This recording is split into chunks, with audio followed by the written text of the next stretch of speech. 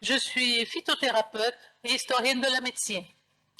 Donc je vais tenter de vous présenter Constantin l'Africain de mon point de vue, qui est un point de vue très différent de tout ce que vous avez pu voir jusqu'à présent, parce que je ne me suis pas penchée sur le Constantin d'Africain, personnage emblématique et très conspué, on va dire, par les historiens, mais sur le pourquoi. Donc, Constantin l'Africain, exilé carthaginois, on va parler du plagiat et de l'éthique médicale, et pour élucider cette thèse, nous allons nous pencher sur ce contexte géopolitique de ce XIe siècle en Érythrée. Est-ce que vous vous êtes jamais demandé, posé la question, pourquoi est-ce que Constantin est parti? Parce qu'on nous dit, bon, il a été vilipendé, ils ont failli le tuer, mais qui? Donc il s'agit de l'un des plus grands problèmes d'éthique de l'histoire de la médecine. Éthique, on va faire un petit peu d'étymologie. Je n'ai pas entendu encore l'étymologie de l'éthique jusqu'à présent dans toutes ces conférences. Ça vient du grec ethos, qui signifie mœurs, coutume, mais aussi habitude, vertu. Et cela nous vient d'Aristote, 4e siècle avant Jésus-Christ, et de son célèbre Éthique à Nicomaque. Il laisse à son fils Nicomaque un cahier de notes, un véritable cahier de morale.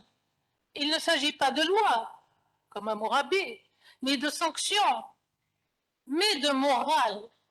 C'est Nicomaque qui le publie après la mort de son père. Aristote inculque à son fils les règles du savoir-vivre ou du savoir-vivre ensemble, comme le dit si bien si Hamza Sadem, et du respect de la propriété d'autrui. Mais où se situe la morale dans le plagiat de Constantin l'Africain? Dans ce XIe siècle en déroute, dans cette Ifriqiya livrée au pillage, à feu et à sang, y a-t-il eu réellement plagiat? Pour tenter de résoudre cette énigme et pour la compréhension des faits, une reconstitution de la fresque historique est nécessaire.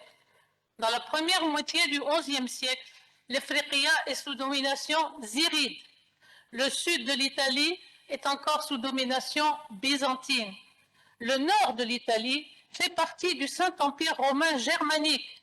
La Sicile est musulmane et la Méditerranée est sous domination normande. L'Andalousie musulmane est en pleine période de fitna, c'est-à-dire de désordre politique. Puis tout bascule. Paul Diacre l'a nommé le médecin exceptionnel. Il voit le jour, déjà commençons par le début, il voit le jour en 1020, et sans doute à Carthage, sous le règne de Moïse ibn Bédis, qui est le troisième émir ziride. Et l'Ifriqiya, à la naissance de Constantin, est à l'apogée de sa splendeur. Un des contemporains de Constantin l'Africain est Sidi Mahd. On l'oublie.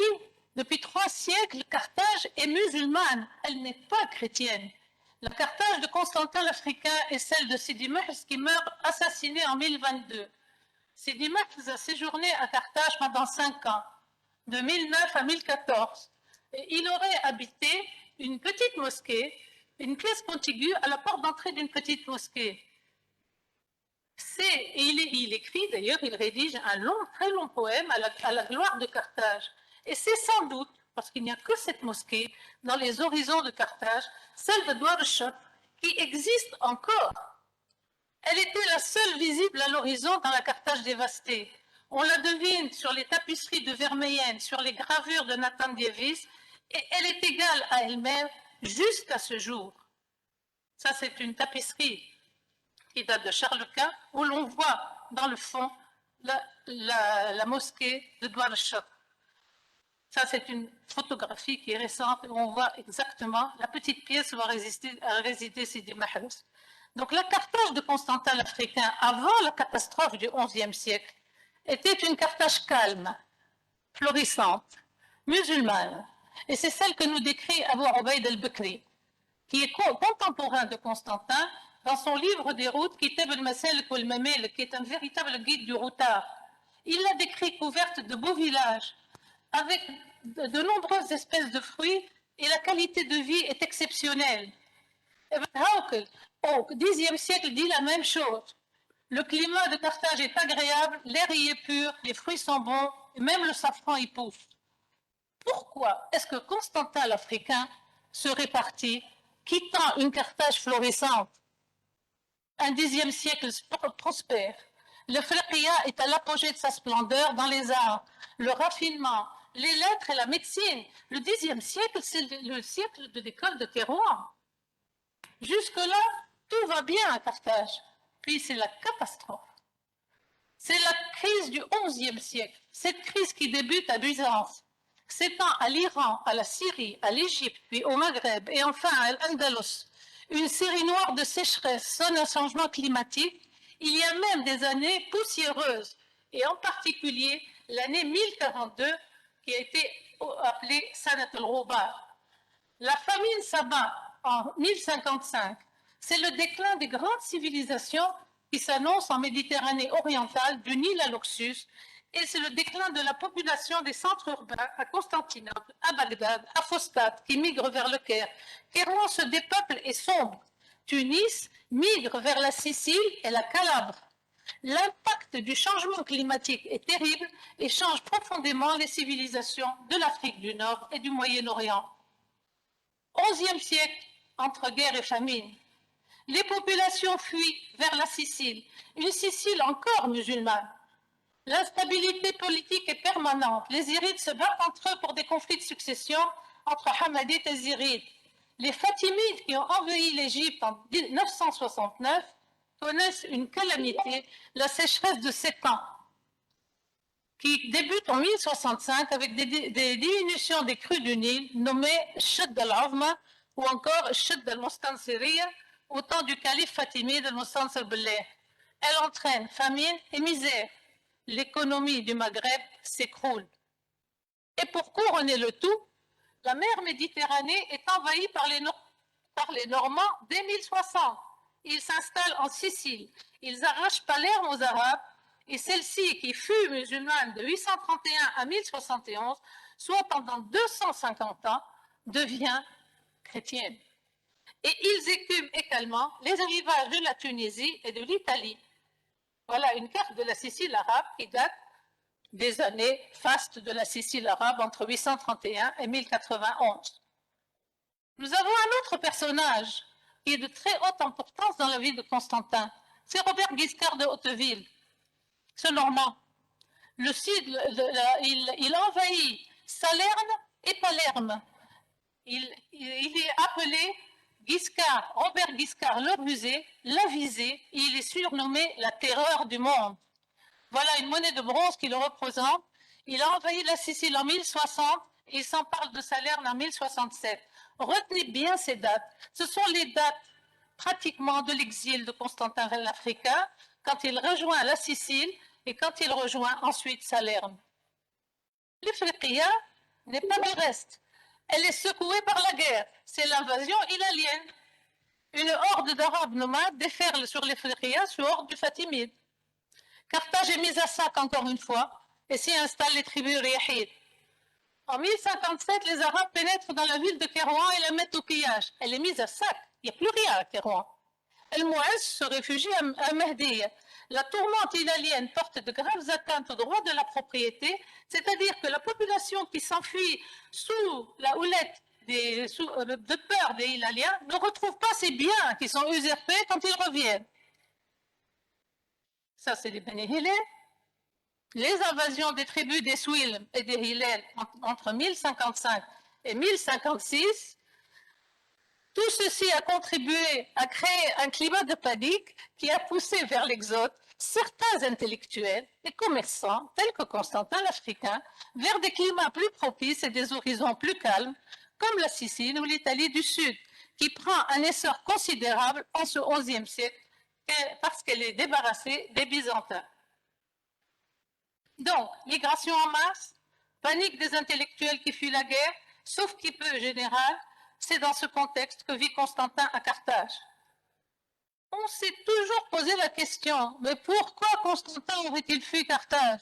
Emportant ses biens les plus précieux, des livres, il n'a rien emporté d'autre que des livres de médecine, rédigés en arabe vers des rivages chrétiens. Vous avez la réponse. Pour la gloire, il n'a même pas laissé son nom, il a très bien dit, mon confrère là. Pour les traduire en latin, des manuscrits médicaux et les ouvrir aux Occidentaux, par goût de l'aventure, lui, éternel voyageur, par lucre, il n'a pas été payé, est-il médecin ou simple marchand? Fugitif ou captif? Fuyant la tourmente dans laquelle était plongé le Fréquia après l'invasion ilalienne? Capturé par des pirates et revendu au Moncassin car en possession de livres précieux, vous savez que les livres se vendaient cher.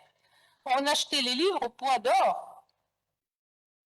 Hôte forcé des moines ou réfugié politique? La fable de la perte de la plupart de sa bibliothèque en mer corrobore un sabordage ou un naufrage.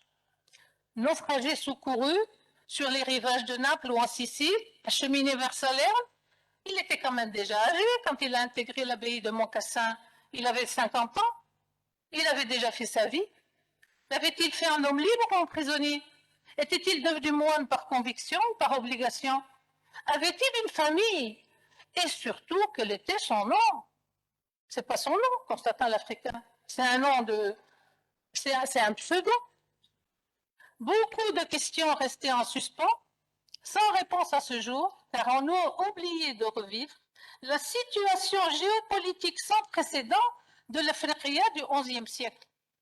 Constantin fuit vers la Sicile vers 1055, quand la famine s'abat sur Carthage et que le fléau hilalien brûle tout sur son passage.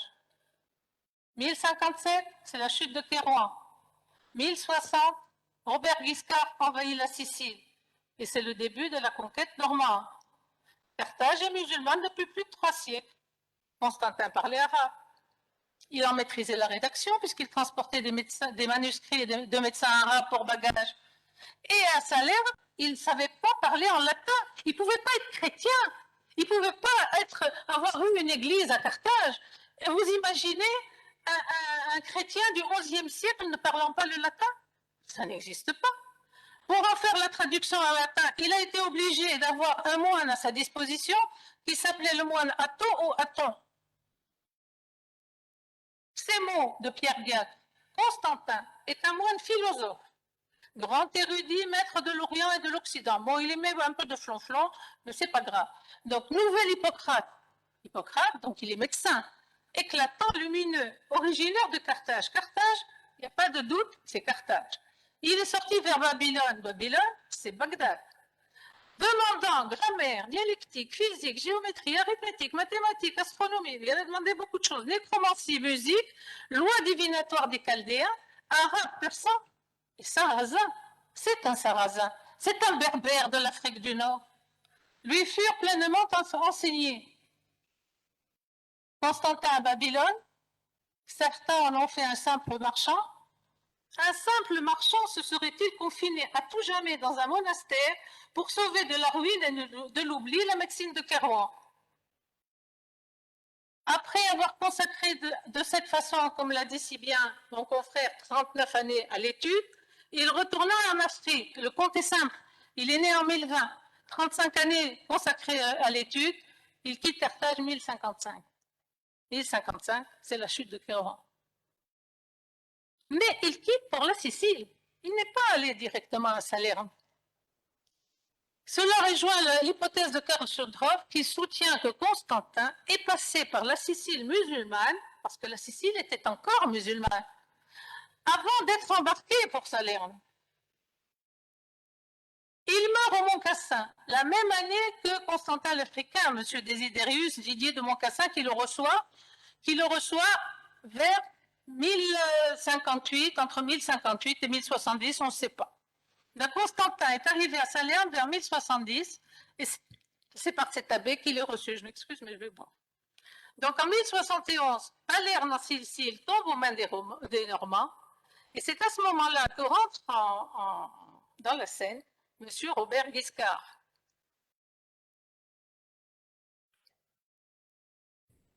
Apparemment, ce Robert Guiscard, surnommé la terreur du monde, a introduit Constantin l'Africain à Palerme. Pourquoi?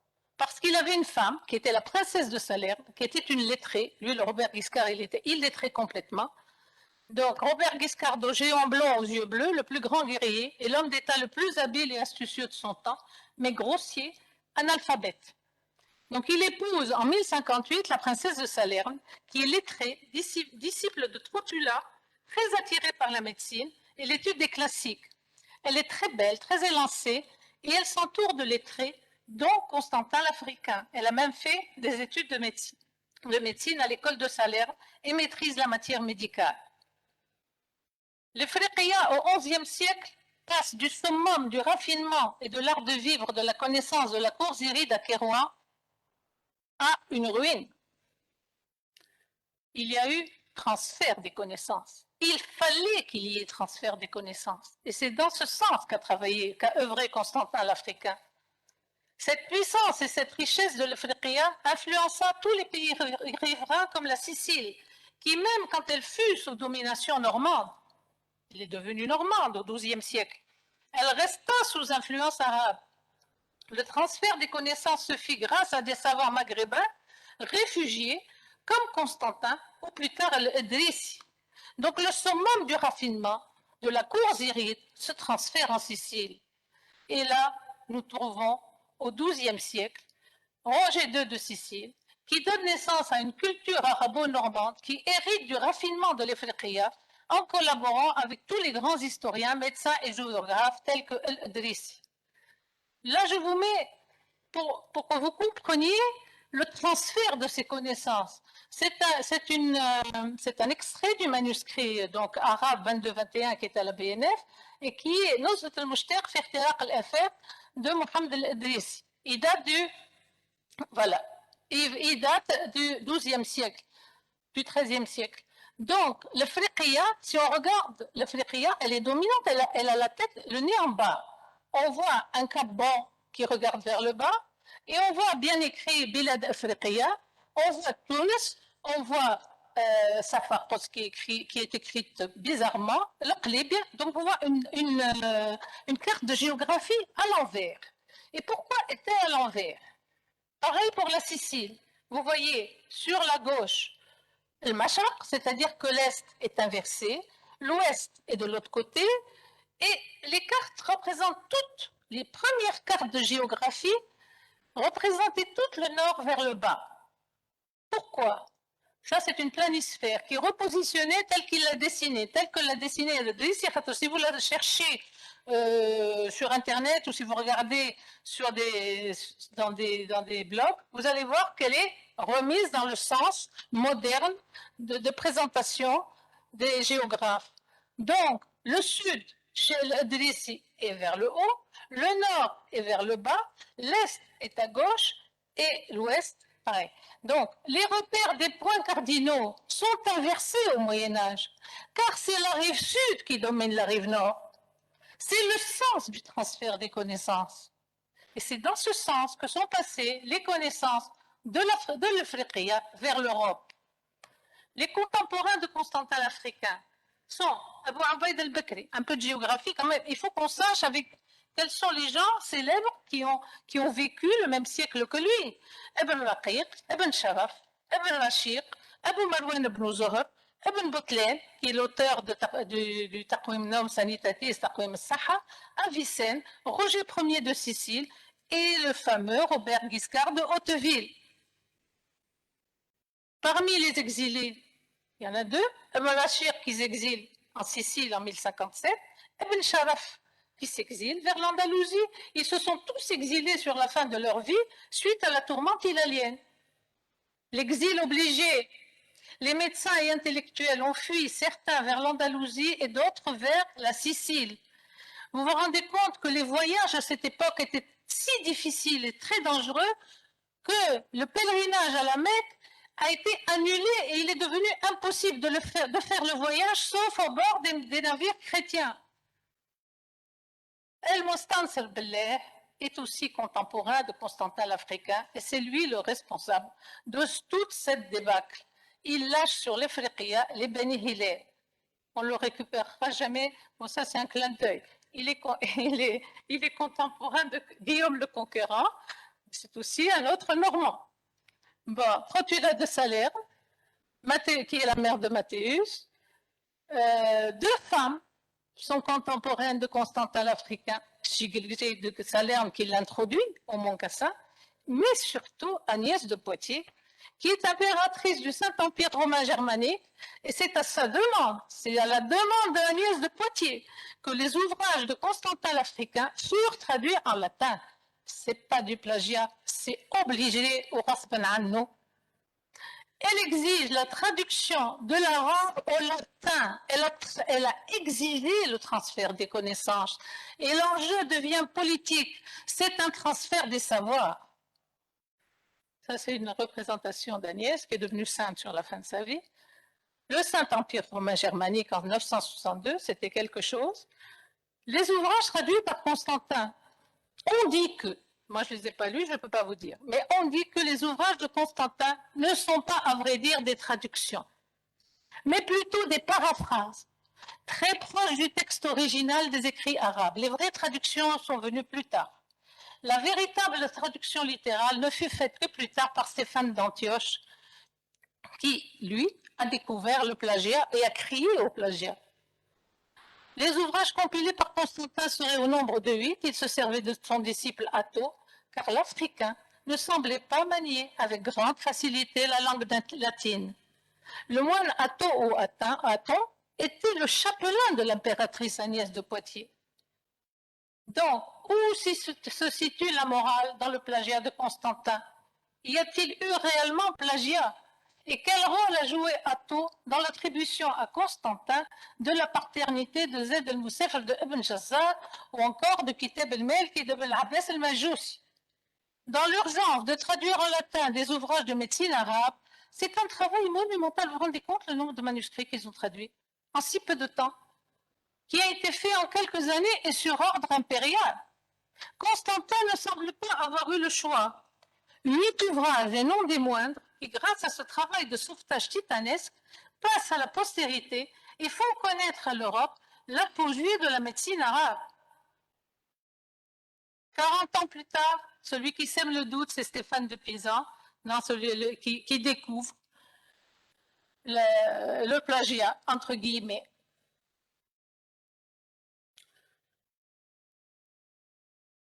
Donc, ça, on a déjà vu, on a bientôt fini. L'éternelle question. Constantin était-il médecin? Constantin serait-il seul médecin, je mets entre guillemets, non reconnu? Il n'y a pas d'autres médecins au XIe siècle. Si vous prenez Lucien Leclerc, vous voyez la liste des médecins qu'il y a au Xe siècle, vous retrouvez tout le monde. Il y a tout le monde. Xe siècle, florissant. XIe siècle, il y a un nom. Constantin l'Africain. Et c'est le seul qu'on ne veut pas reconnaître comme médecin. Après 35 ans d'études, il a fait 35 ans d'études, 17 années de travaux de traduction d'ouvrages de métier, dans une des plus fameuses écoles de médecine de son temps. Certains de nos contemporains ne peuvent pas en dire autant. Peut-on encore poser cette question? Il a fait 35 années d'études.